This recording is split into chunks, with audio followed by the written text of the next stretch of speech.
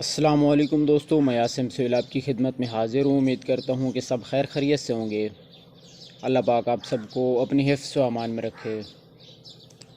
دوستو، جو لوگ مردانہ کمزوری کی وجہ سے پریشان ہیں اور دماغی طور پر زیادہ وہم کا شکار ہو چکے ہیں، تو اس کا ایک آسان سا حل ہم آپ کو اس ویڈیو میں بتائیں گے۔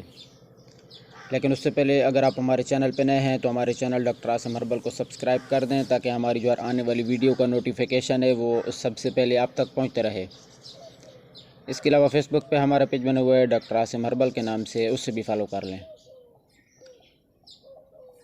دوستو، انسان میں وٹامن ڈی کی کمی آج کل بہت زیادہ دیکھنے میں آ رہی ہے، جو کہ ہڈیوں کے لیے بہت ہی ضروری ہے، اور اس سے زیادہ جو کہ آپ کی باڈی میں مردانہ ہارمونز کے لیے بہت ہی زیادہ اہمیت کا حامل ہے۔ جنسی خواہش کے لیے وٹامن ڈی بہت ہی ضروری ہے، اور آج کل وٹامن ڈی کی کمی نوجوانوں میں دیکھنے میں آ رہی ہے۔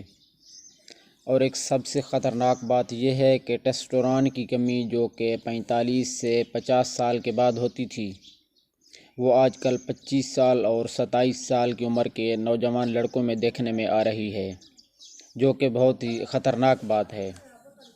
اس کے لیے دھوپ میں بیٹھنا بہت ہی ضروری ہے، کم از کم 20 منٹ روزانہ، جو کہ آج کل کوئی نہیں کر رہا۔ پہلے وقتوں میں تو لوگ روزانہ دھوپ میں کام کرتے تھے، لیکن آج کل کے ترقی یافتہ دور میں بہت ہی آسانیاں پیدا ہو گئی ہیں، تو یہ بھی اس کی وجہ بن رہی ہے۔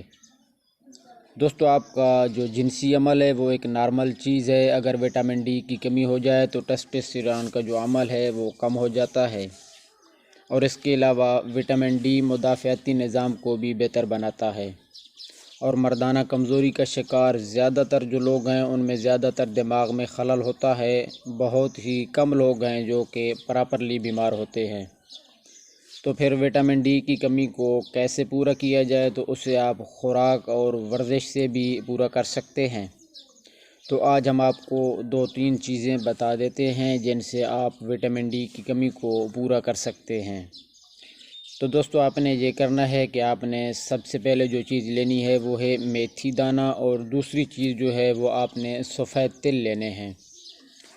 تو آپ نے 1 چمچ میتھی دانہ اور 1 چمچ سفید تل لے لینے ہیں، اور انہیں 1 کپ پانی میں رات کو بھگو کے رکھ دینا ہے، اور صبح نہار منہ ان دونوں چیزوں کو اچھی طرح پیس لینا ہے، اور انہیں جو ہے چبا کر کھا لینا ہے، اور اوپر سے یہی پانی آپ نے پی لینا ہے۔